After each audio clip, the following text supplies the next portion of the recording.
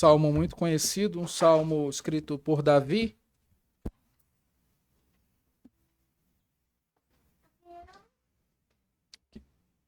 em que o salmista, inspirado pelo Senhor, diz da seguinte forma: ouçam com fé e atenção a leitura da palavra do Senhor. Os céus proclamam a glória de Deus e o firmamento anuncia as obras das suas mãos. Um dia discursa outro dia e uma noite revela conhecimento a outra noite. Não há linguagem nem há palavras e deles não se ouve nenhum som. No entanto, por toda a terra se faz ouvir a sua voz e as suas palavras até os confins do mundo. Aí pôs uma tenda para o sol, o qual, como noivo que sai dos seus aposentos, se regozija como herói a percorrer o seu caminho. Principia numa extremidade dos céus e até a outra vai o seu percurso, e nada refoge ao seu calor. A lei do Senhor é perfeita e restaura a alma. O testemunho do Senhor é fiel e dá sabedoria aos simples. Os preceitos do Senhor são retos e alegram o coração. O mandamento do Senhor é puro e ilumina os olhos. O temor do Senhor é límpido e permanece para sempre.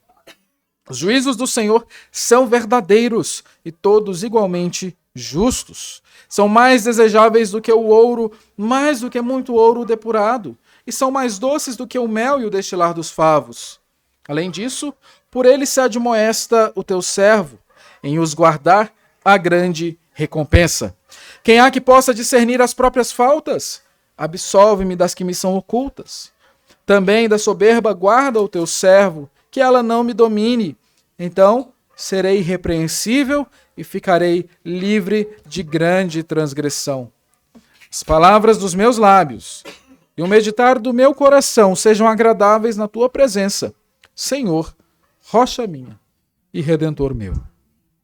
Senhor, a tua palavra já foi cantada, já foi lida e orada. E neste momento em que nós a lemos, nós queremos ouvir a tua voz.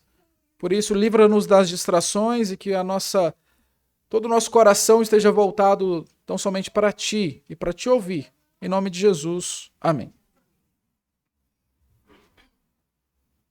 Um tipo de literatura que eu gosto muito é a literatura mitológica. Eu gosto de ler a respeito dessas coisas. Mitologia grega e nórdica, principalmente. A gente vê nessas histórias como que os deuses são poderosos e fazem coisas interessantes. Por exemplo, um dos meus preferidos da infância era Hércules. Porque, razões óbvias, ele era muito forte, fazia várias coisas e passava um seriado além do desenho, passava também na Band ou na Record, não me recordo bem, essa série que era feita ali, contando a história e os episódios de Hércules. Era muito interessante. Gostava muito de ler e de aprender sobre essas coisas, ver como que, inclusive, a literatura grega influenciou o nosso idioma. E muito me interessava o grego até eu ter que estudá-lo e aprendê-lo. Mas a mitologia grega é muito interessante e traz muitas coisas para título de ficção, que são de fato robustas e enriquecem o nosso conhecimento e a nossa cultura. De igual modo, a mitologia nórdica, Thor, Odin, não são semelhantes ao que a gente vê na Marvel. A coisa é muito mais sombria, muito mais profunda e muito mais interessante. Você já parou para pensar como que esses deuses foram criados? Acredita-se, por exemplo, que o panteão grego tenha surgido por meio da pena de Homero. Acredita-se que ele tenha sido ali o autor do panteão e que tenha escrito a respeito de Zeus, a respeito de Poseidon, de Hades, os três grandes, e seus filhos semideuses e assim por diante. É interessante pensar que eles têm um criador. E isso reflete muito a maneira como eles agem. Podemos ver, por exemplo, o comportamento ciumento de Zeus, ou o comportamento extremamente ruim de uma de suas esposas, Hera.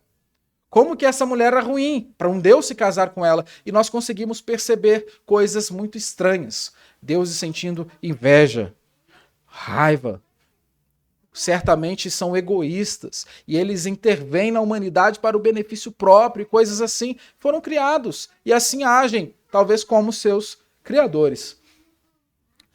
Em relação à nossa fé, que muitas vezes é erguida por aí pelos nossos opositores como uma fé que também é criada por homens, um Deus que é criado por mãos humanas, ao contrário do que o apóstolo Paulo diz, como é que nós podemos conhecê-lo? Como será que Deus se dá a conhecer? Se nós pararmos para pensar, em momento nenhum, na história e na escritura, nós vemos alguém falando sobre Deus sem que Deus não tenha movido essa pessoa a falar sobre ele. Sempre a iniciativa é de Deus. Nós não vemos a iniciativa humana em conhecer o Senhor. E o Salmo 19 nos explica muito bem a respeito de como Deus se revela. Para início de conversa, o que nós percebemos aqui, logo nos primeiros versículos, é que Deus se revela por meio da obra da criação. Isso é algo muito notório. As pessoas podem observar os mais belos cenários, as mais belas paisagens e perceber que alguém criou. Até mesmo aquelas que negam, as que dizem que Deus não existe, ao perceberem a criação, buscam de alguma forma explicá-la. Se ela não fosse tão interessante assim, ela não careceria de explicação. Então percebam que, mesmo para aqueles que negam, é necessária uma fé para negar a existência desse Deus que se revela. Não é um Deus em que nós precisamos buscar, mas é um Deus que se apresenta. Então, se você imaginar no lugar mais belo que você já foi, na paisagem mais bonita, saiba que aquilo ali foi feito pelo meu Pai. Pelo nosso Pai. Nosso Deus que fez. E nós temos que tributar a Deus glória, honra e louvor por isso. Mas o que o apóstolo Paulo fala sobre isso? O apóstolo Paulo diz que começaram a adorar a criatura em vez do Criador. Por quê? Porque o ser humano, de maneira natural, não consegue descortinar tudo aquilo que precisa para saber sobre Deus. Embora Deus se revele na obra da criação, essa revelação não é suficiente. Imagine, você está diante de um lugar estonteante, um paraíso, um lugar muito belo, e você olha para tudo aquilo e diz, a natureza é incrível. Como ela se fez assim? Isso não faz qualquer sentido. Você observar as coisas. Mas são rápidos ao observar, por exemplo, a fome e as tragédias e dizer, cadê Deus? Mas não usam o mesmo argumento quando as coisas mais belas do nosso país estão expostas. No nosso país a gente tem de tudo. Você vai encontrar Caatinga, você vai encontrar Pantanal, você vai encontrar Serra e tantas outras coisas por aí. E tudo isso foi Deus quem fez. E o salmista está falando disso. Perceba que no versículo 1 ele começa dizendo, os céus proclamam a glória de Deus e o firmamento anuncia as obras das suas mãos. O que o salmista quer mostrar é que a própria natureza dá testemunho da existência de Deus. Por isso todos os homens são indesculpáveis perante Deus, como diz o apóstolo Paulo. A própria natureza revela que há um Criador. Se você se lembra da sua última viagem de avião, talvez você tenha podido perceber a imensidão azul, como o céu é belo e como é vasto. E os nossos olhos não conseguem contemplar tudo. Eu lembro-me da minha lua de mel, na verdade, daqui a pouquinho, exatos 6 anos, do fato que eu vou narrar agora, estávamos indo para Fortaleza, na verdade, primeiramente para Salvador, e logo, minha primeira viagem de avião naquela época, a Kézia já tinha tido essa experiência, como rica que era, e eu percebi, às 5 horas da manhã, horário que o pobre viaja, o sol nascendo, e eu vi pela janela do avião, e a minha esposa repousava em berço esplêndido já, porque estava acostumada, e eu feito uma criança, embasbacado com aquela maravilha toda. Uma coisa belíssima ver o sol nascendo da janela de um avião. Uma experiência que todo mundo tem que passar. É maravilhoso. E ali, imediatamente, me veio essa imagem do Salmo 19, versículo 1. Os céus proclamam a glória de Deus e o firmamento anuncia as obras das suas mãos. Não há outra forma, não havia outra atitude que eu poderia ter senão a de louvar a Deus, reconhecendo a grandeza de seu poder. E o salmista faz isso no versículo 2 ao dizer, um dia discursa outro dia e uma noite revela conhecimento a outra noite. Isso é magnífico porque a ideia do salmista é mostrar como que o céu, o sol, a lua, as estrelas, tudo está contando algo. A natureza está nos dando uma notícia o tempo todo. E essa notícia é a glória de Deus. Está contando pra gente como Deus é glorioso. Por meio de um círculo, um ciclo que acontece e nós não compreendemos bem. Não adianta, por mais que a ciência tente, nós não conseguimos compreender 100% como é que tudo funciona de uma maneira extremamente arquitetada e perfeita. Sem uma hora a mais, sem uma hora a menos, sem uma distância insegura de nós até o Sol, seja para mais ou para menos congelaríamos, para mais tostaríamos.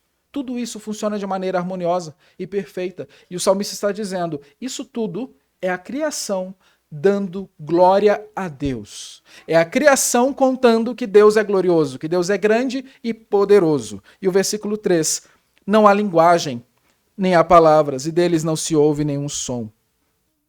No entanto, por toda a terra se faz ouvir a sua voz, e as suas palavras até os confins do mundo. Aí pôs uma tenda para o sol. O salmista está dizendo que, embora seja esse movimento silencioso, tem toda uma notícia sendo anunciada.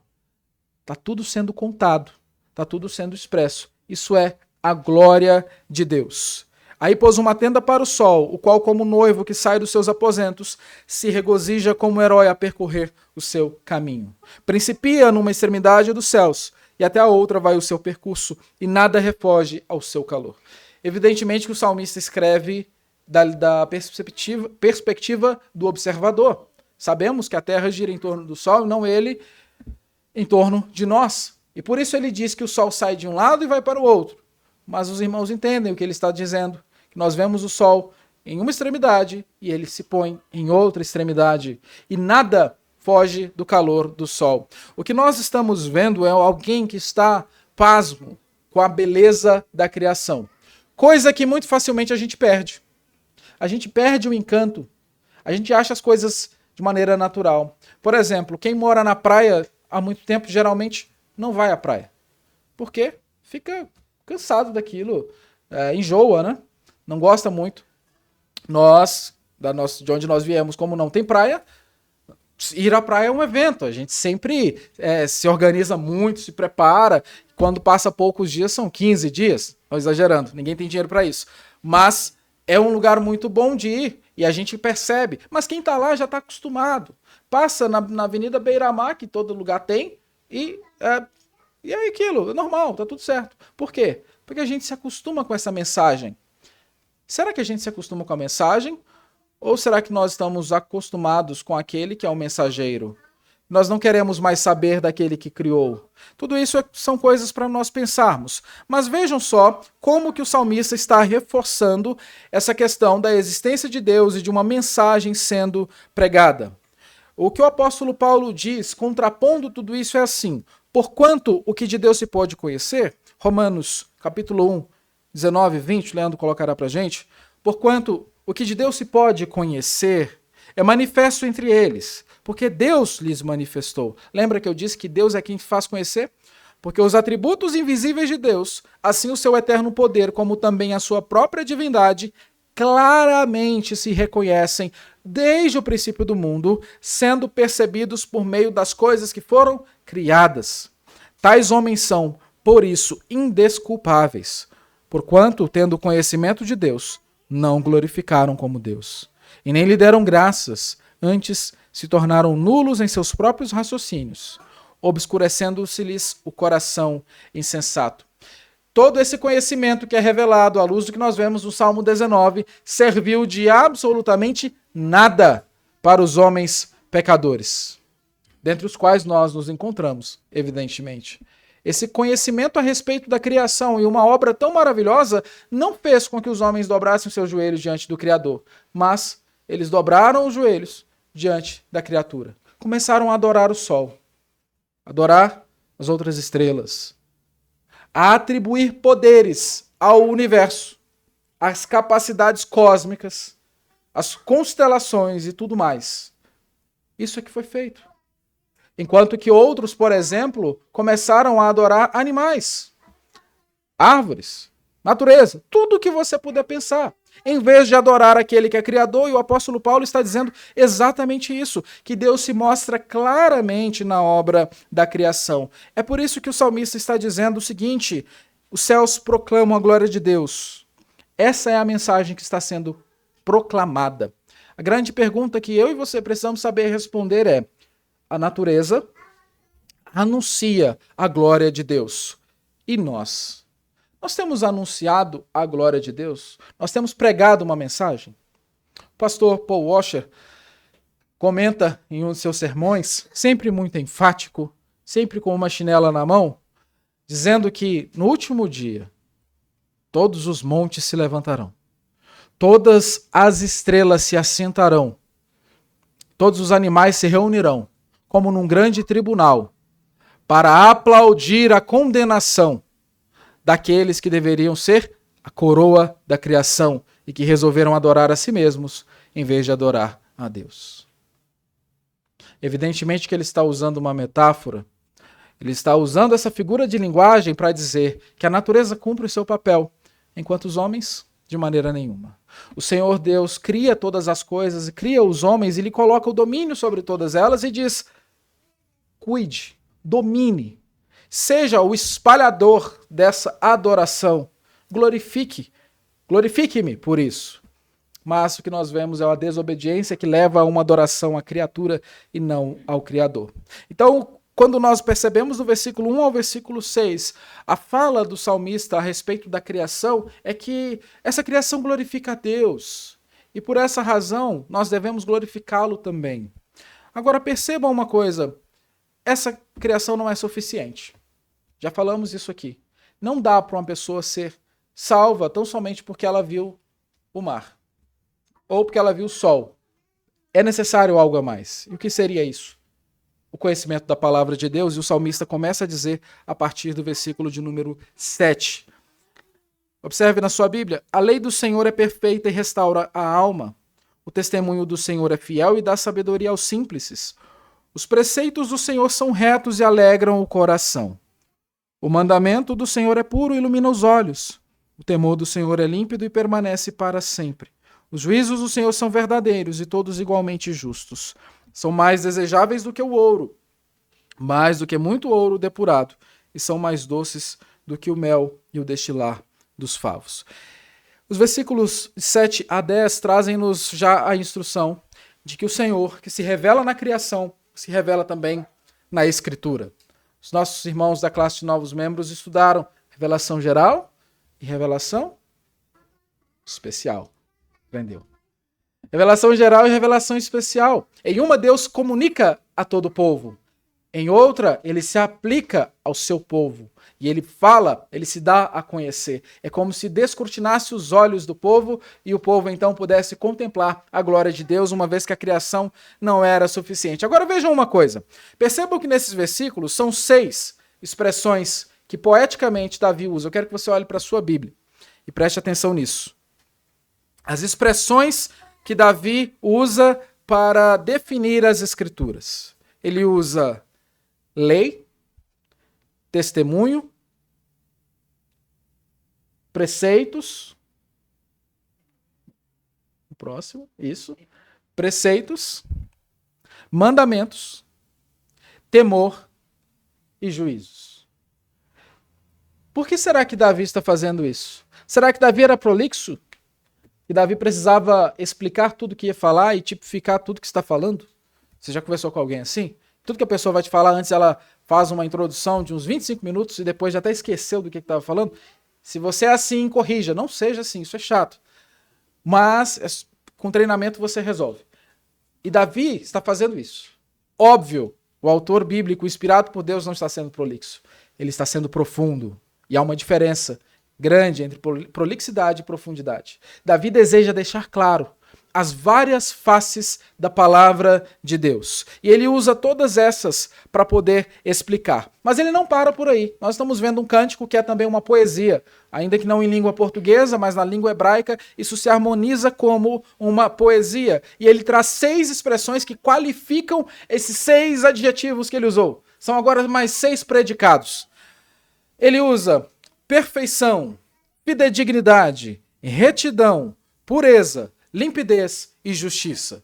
Perfeição, fidedignidade, retidão, pureza, limpidez e justiça. Tudo isso para qualificar de uma forma mais profunda lei, testemunho, preceitos, mandamentos, temor e juízos. Moral da história. Davi está trazendo para a gente tudo que a palavra de Deus é capaz de fazer na minha e na sua vida. Você tem dúvidas de que Deus pode falar com você? Espero que suas dúvidas sejam resolvidas hoje, à luz do Salmo 19, porque a primeira coisa que a palavra de Deus nos faz é revigorar a alma. A palavra de Deus é como um alimento que nutre e dá vigor à alma cansada. Ontem nós estávamos na casa dos nossos irmãos Daniel e Nathalie, na programação dos casais, que foi excelente, por sinal, e eles estão com uma cachorrinha muito alegre, muito animada. E quando o Daniel pegou essa cachorrinha para criar, ele mandou foto dela, e a bichinha tava só o osso. Tava só a capa da gaita. Cansada, tadinha. Sem comida. E ontem ela tava gordinha, animada, feliz, brincando. Por quê? Porque ela foi bem alimentada. Mudando o que deve ser mudado. A palavra de Deus também nos alimenta. E sem ela, nós não passamos de um cão magrelo. Sem ela, nós não passamos de alguém que está em caso de desnutrição. Alguém que está subnutrido. Que realmente não tem as vitaminas, nem os micronutrientes, nem os macronutrientes necessários para uma vida saudável. E a palavra de Deus revigora a alma, ou seja, vai muito além daquilo que é físico, mas transcende para todo o nosso ser, para essa composição misteriosa que nós somos, envolvendo corpo e alma. Por isso a palavra de Deus nos revigora, ela nos dá ânimo.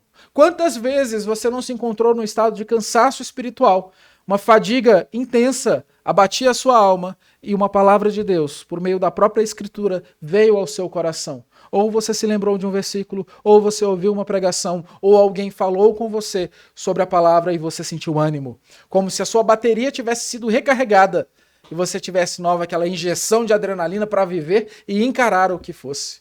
É isso que a palavra de Deus faz, e se você não passou por isso, passe. Seja alguém que lê a palavra de Deus, que busca conhecer a Escritura Sagrada, porque esse é um dos primeiros poderes dela. A segunda coisa que a palavra de Deus nos faz, ela torna os simples em sábios. Esse simples aqui não é uma pessoa simples, uma pessoa que não tenha condição financeira, uma pessoa que tenha talvez dificuldades sociais, econômicas, não é essa pessoa. A Escritura está falando de alguém que é tolo. Literalmente, alguém que é mente aberta. Um pastor escreveu um texto uma vez, num livro, dizendo assim, que ele viu alguém falar, você é tão mente aberta que o seu cérebro caiu. Essa é a expressão que está sendo usada. Mente aberta.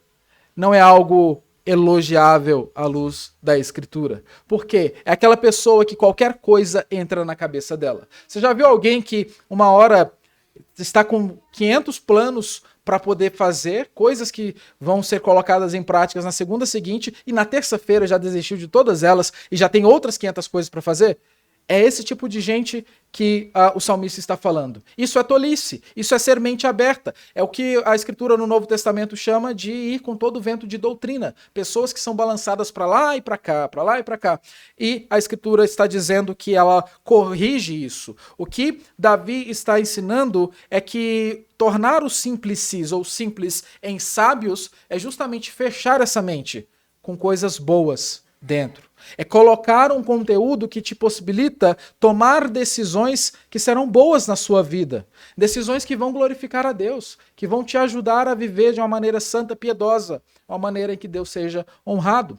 Por isso a Escritura torna os simples em sábios, vai muito além de alguém que não tem instrução, que tem só o ensino básico e depois chega ao pós-doutorado. Não é disso que nós estamos falando. Estamos falando de gente que está aí com a mente aberta de tal forma que o cérebro já caiu no chão. A Escritura corrige isso. Além disso, a Escritura também alegra o coração. Muitas vezes, quando estamos tristes e abatidos, ouvimos uma boa e genuína exposição da palavra de Deus e o nosso coração se inflama em alegria. O coração arde, pega fogo. Não tem problema de falar e pegar fogo nesse sentido. Lembra dos discípulos no caminho de Emaús? Eles diziam assim, porventura não nos ardia o coração enquanto Jesus lhes expunha a palavra? É isso que acontece. Às vezes estamos desanimados, entristecidos, enlutados. E a palavra de Deus alegra o nosso coração. Nos enche de vigor, de energia. É como nos jogos antigos, jogos de corrida, usássemos o nitro. E ali, rapidamente, recuperamos a nossa velocidade, o nosso ânimo e é o que acontece. Por isso a palavra de Deus alegra o coração. Não somente isso, a palavra de Deus ilumina os olhos, uma outra qualificação que o salmista traz. E o Salmo 119 também fala disso, lá no versículo 105. Lâmpada, Salmo 119, versículo 105. Nós poderíamos lê-lo todo hoje, todo o Salmo 119. Lâmpada para os meus pés é a tua palavra e luz para os meus caminhos. O que Davi está dizendo no Salmo 19 é o mesmo que o salmista diz no Salmo 119. Dirigir sem farol não dá, principalmente se for à noite. É complicado, é difícil. Você pode passar em algum buraco, perder o seu pneu, você pode se acidentar. Você vai entrar em apuros se você dirigir sem uma iluminação adequada. Essa ilustração mostra bem o que é a nossa vida. Quando nós não temos o nosso caminho bem iluminado, nós não sabemos por onde estamos indo. Pode ser que peguemos vias tortuosas e caiamos na ribanceira, porque não temos o que nos ilumina o caminho. Mas a palavra de Deus ilumina os olhos e ajuda-nos a compreender aquilo que Deus deseja para a nossa vida. Várias e várias pessoas buscam aconselhamento e dizem: eu não sei o que fazer, as coisas estão complicadas. Meu esposo é muito ruim, minha esposa é muito ruim, eu não consigo lidar com o jeito do meu esposo, da minha esposa, eu estou passando mal, eu não sei por que eu adoeço tanto, e outras querelas que podem surgir na vida humana. E a pergunta a ser feita é: como é que está a sua vida devocional, sua vida de leitura bíblica? Geralmente a resposta é negativa. O quanto da escritura você leu essa semana? Eu sei que eu estou em falta. Talvez vocês se encontrem também nesse sentido. E é por essa razão que muitas das nossas decisões são tomadas de uma forma inadequada. Porque não temos a palavra do Senhor para iluminar os nossos olhos para sabermos como tomar as decisões. Muitos falam por aí como saber a vontade de Deus. Leia a Escritura Sagrada. Não que ele vá te revelar por lá o que você tem que fazer. Olha, você vai fazer A mais B mais C. Não. Mas ele vai te capacitar a tomar decisões que são sábias e de acordo com a vontade de Deus. Além disso, a palavra de Deus dura para sempre. A palavra de Deus é imutável, assim como ele também o é. Deus não oscila, Deus não titubeia. Essa palavra nos garante segurança porque ela dura para sempre. Imagine se nós tivéssemos atualização após atualização da Escritura. Toda hora baixássemos um novo aplicativo, ou como as nossas leis, que revogam outras leis anteriores. É complicado. Por isso que os juristas, e aqui nós temos gente do nosso meio para isso, qualquer coisa vocês contratem a Layara, estão sempre estudando, porque a lei está sempre atualizando. A lei está sempre mudando. O direito é praticamente móvel, não é um negócio estático. E que bom que é assim, porque muitas vezes corrige coisas erradas. Mas a Escritura não tem nada errado para ser corrigido e por isso ela é estática e dura para sempre. Ela não oscila. Em outro sentido, quantas novas culturas surgem no nosso meio? Novos ensinamentos, novas ciências ou pseudociências, coisas que surgem para poder nos ensinar aquilo que a Escritura já ensina há muito tempo, ou simplesmente para corrigir o que a Escritura está ensinando. Por essa razão, a palavra de Deus dura para sempre e nela você pode confiar. Ao contrário da minha palavra, que eu posso mudar pela minha pecaminosidade ou por uma nova concepção da realidade, a Escritura não muda. Como um dos nossos poetas menciona, às vezes as pessoas são como metamorfoses ambulantes. Se hoje eu te odeio, amanhã ele tem um amor, os negócios assim. Vocês conhecem? Com certeza. A Escritura não. Dura eternamente. E é isso que o salmista está dizendo. E por fim, ele diz também que a Escritura é totalmente justa. Não há injustiças na palavra de Deus. Não há injustiças na palavra de Deus. Às vezes há dificuldade de nós a compreendermos. Morte no Antigo Testamento, coisas que às vezes nos perguntam, isso é algo totalmente natural, contando-nos que o mundo está quebrado, que o mundo tem um problema. Eu trago esse exemplo e tem vários outros que nós poderíamos ver de pessoas que perguntam se Deus não foi injusto. Eu ouvi de alguém dizer, não seria Deus Deus não teria agido com desproporcionalidade com Adão e Eva? Não teria sido Deus rigoroso demais por causa de um pecado? Se nós pensarmos na grandeza desse Deus, que cria todas as coisas do nada, coloca o homem num local de privilégio, lhe dá uma única ordem e esse homem voluntariamente resolve dar as costas para esse Deus grandioso, nós vamos perceber que ele não foi desproporcional. Ele foi misericordioso. Totalmente diferente. O que muda é a lente pela qual nós estamos enxergando. Por fim, vimos essas 6 características, mas vamos entrar agora no versículo 10. Para relembrar, a palavra de Deus revigora a alma, torna os simples em sábios, alegra o coração, ilumina os olhos, dura para sempre, é totalmente justa. E agora, no versículo 10, são mais desejáveis do que o ouro, mais do que muito ouro depurado, e são mais doces do que o mel e o destilar dos favos. O ouro era o Bitcoin da época. Valia muita grana. Até porque era dele que se fazia o dinheiro. Então você encontrar uma pepita de ouro e você ter ali condições de ter um ouro depuradíssimo, em que seu valor é extremo, é algo de muita riqueza. E são mais doces do que o mel e o destilar dos favos. Eu costumo dizer que naquela época ainda não tinha o açúcar união, não tinha açúcar mascavo, não tinha sucralose, sei lá como é que fala, não gosto desse negócio. Mas, para pegar algo doce, você tinha que passar por algumas coisas, principalmente um bichinho chamado abelha. Uma vez eu vi no Facebook um cara falando que tinha mel e o outro perguntou assim, o mel é bom? Aí o cara só respondeu com o rosto todo inchado, todo picado, e aí o cara respondeu, quero 4. Porque era assim que pegava mel. Era dessa forma. Você tinha que enfrentar as abelhas, não tinha toda a tecnologia que nós temos hoje e tudo mais, e a referência de algo doce é esse. A Escritura tem esse poder de ser ao mesmo tempo amarga, quando confronta os nossos pecados, e doce, quando consola o nosso coração. Quando nos ajuda a enxugarmos as lágrimas. Quando ajuda a colocarmos-nos de pé novamente, ela é muito doce. E é isso que o salmista está dizendo. Diante de tudo isso que foi exposto a respeito da palavra de Deus, a pergunta que nos vem é: que lugar a palavra de Deus ocupa na minha vida?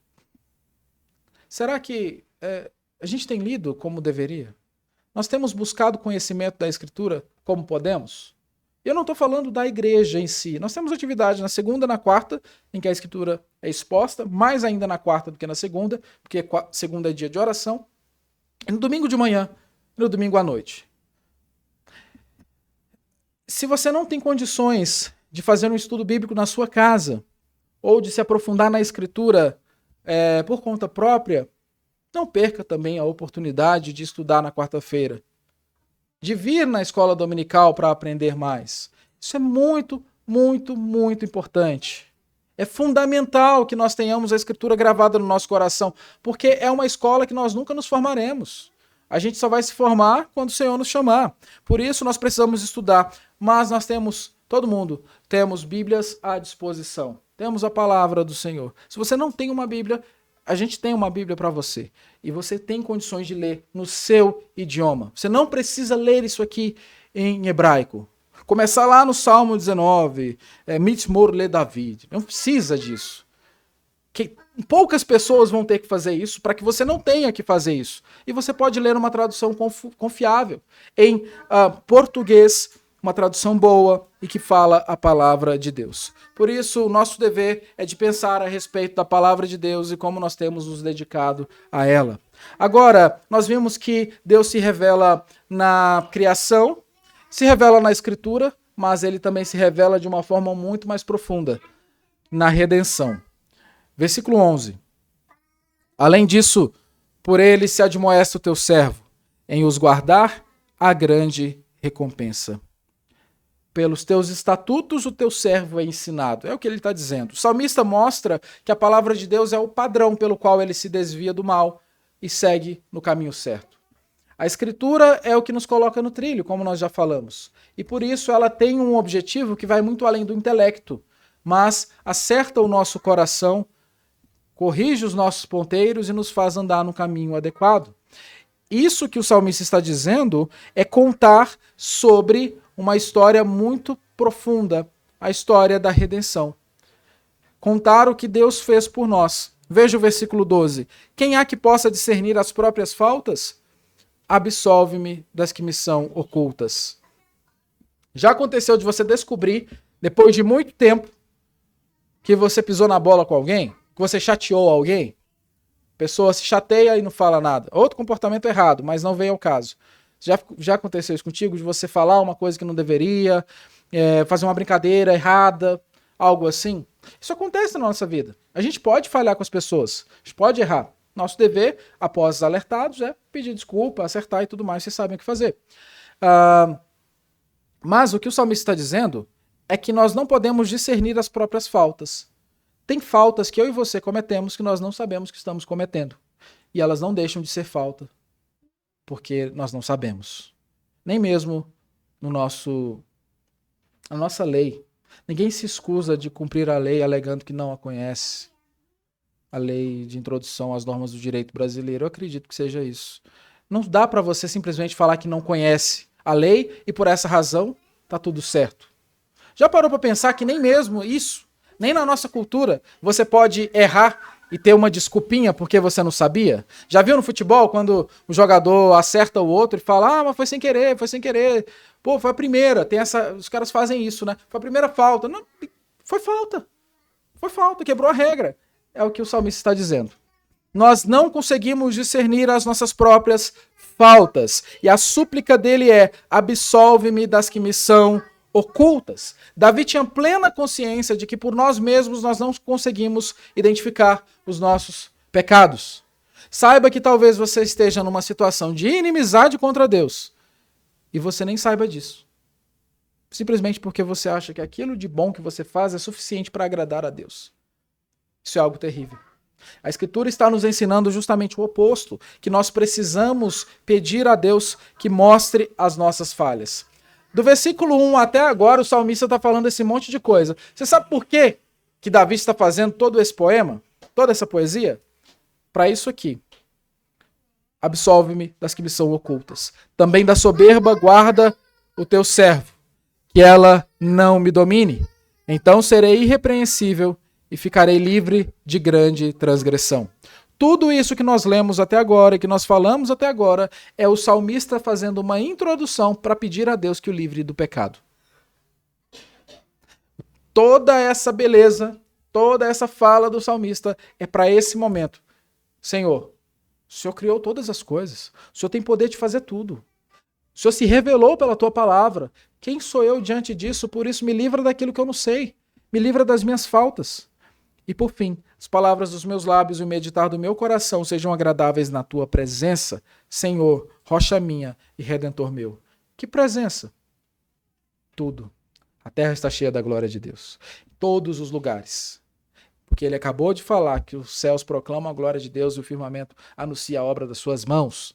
Ele acabou de falar da natureza como um todo, testificando da presença de Deus. E agora ele diz: sejam agradáveis na tua presença, Senhor, rocha minha e redentor meu.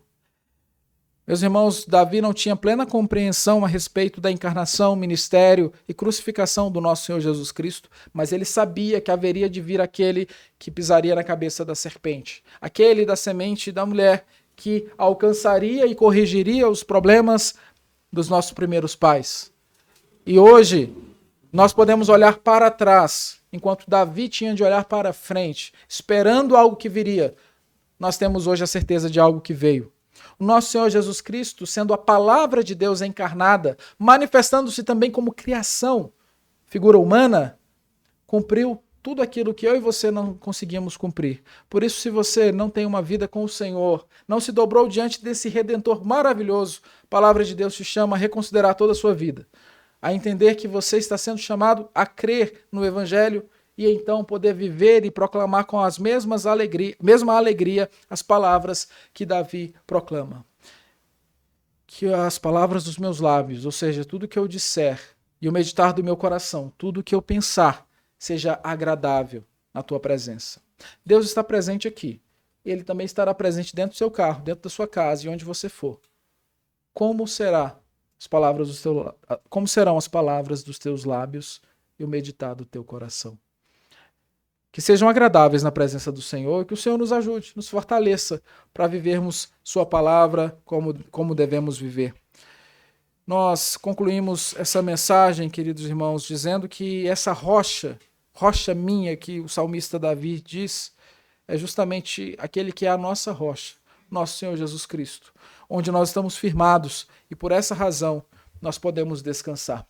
Nós começamos falando sobre deuses criados por mãos humanas e terminamos falando de um Deus que se faz homem, para que nós então entendamos a sua mensagem. Que Ele nos ajude e nos fortaleça hoje e sempre, em nome de Jesus. Amém. Cantemos